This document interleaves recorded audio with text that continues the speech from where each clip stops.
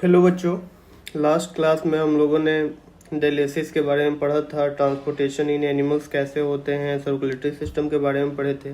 आज हम लोग इस लेक्चर में ट्रांसपोर्टेशन इन एनिमल के बारे में पढ़ेंगे।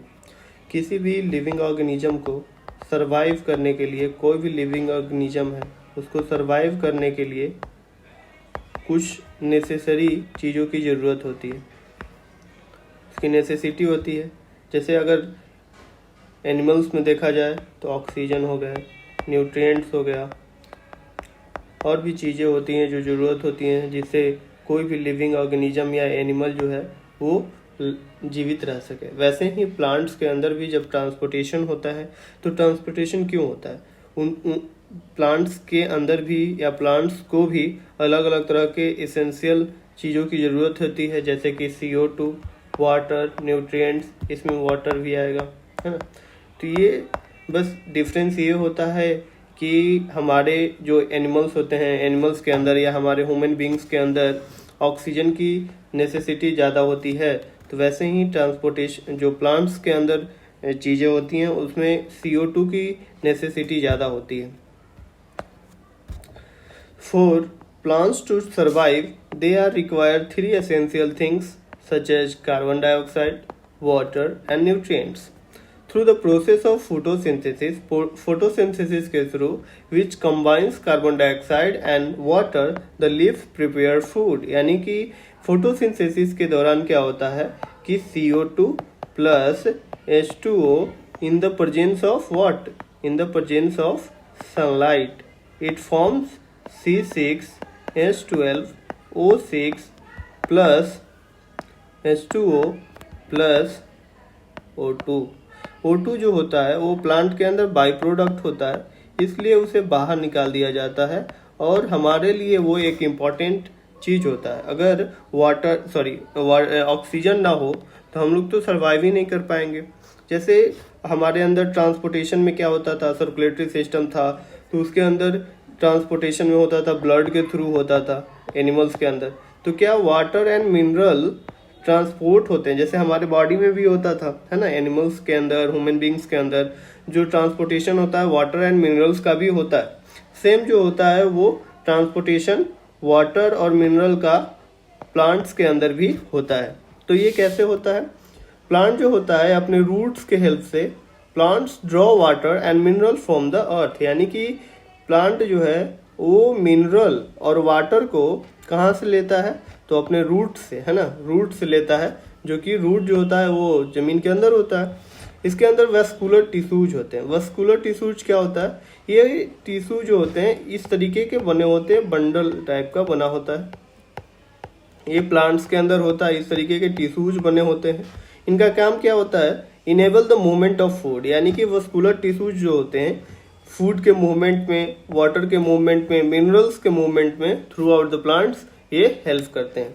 प्लांट्स हैव वस्कुलर टिश्यूज, और प्लांट्स के अंदर वस्कुलर टिश्यूज होते हैं विच रिजेंबल्स पाइप्स एंड फैसिलिटेट। यानी कि वो कैसे दिखते हैं? पाइप की तरह दिखते हैं और facilitate the passage of food, water and minerals. और ये क्या करता है? ये रास्ता प्रोवाइड करता है या ये पाथ प्रोवाइड करता है फूड के लिए, वाटर और मिनरल की सप्लाई के लिए। It joint at the root to the leaves. और ये कहाँ से कहाँ तक होता है? जैसे ये कोई प्लांट है, इस तरीके का कोई प्लांट बना हुआ है, तो ये नीचे में रूट है, तो ये रूट से कनेक्टेड होके पूरे एक एक लीफ तक कनेक्टेड होता है। ये ट्रांसपोर्टेशन इन एनिमल्स है। उसके बाद क्या है? ऑस्मोसिस। ऑस्मोसिस क्या होता है?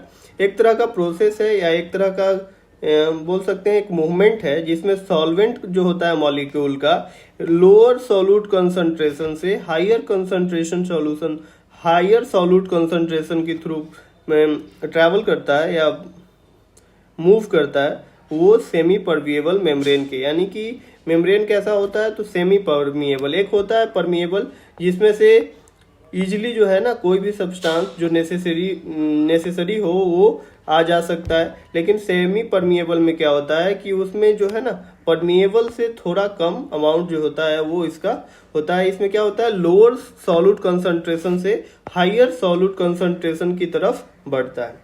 वैसे ही हमारे अंदर रेस्पिरेशन होता है तो प्लांट के अंदर ट्रांसपिरेशन होता है। ट्रांसपिरेशन क्या होता है? Transpiration is the loss of water from lips stomata in the form of water vapour is known as transpiration.